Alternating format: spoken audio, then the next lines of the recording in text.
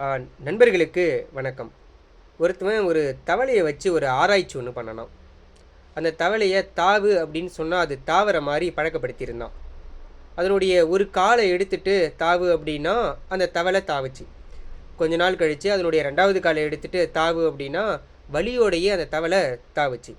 இன்னும் கொஞ்ச நாள் கழிச்சு அதனுடைய 3வது கால எடுத்துட்டு தாவு அப்படின்னான். அதனால தாவ முடியல. அப்படியே முயற்சி பண்ணி கொஞ்சம் ரொம்ப பெயினோடயே அந்த தவளை தாவுச்சு. இன்னும் கொஞ்ச நாள் கழிச்சு அதனுடைய 4வது காலை எடுத்துட்டு தாவு அப்படின்னான். அதனால தாவ முடியல அந்த தவளையால், அது படுத்துருச்சு. தாவு தாவுன்னு இவன் கத்துனான், அந்த தவளையால் தாவ முடியலை. முடிவா தன்னுடைய ஆராய்ச்சி முடிவை அவன் எழுதுறான். எப்படி எழுதுறான்னா, 4 காலையும் எடுத்ததுக்கப்புறம் தவளைக்கு காது கேட்காது, இதுதான் இந்த ஆராய்ச்சி முடிவு அப்படின்னு எழுதுறான். சில பேருடைய புரிதல்கள் இப்படி தான் இருக்கும்.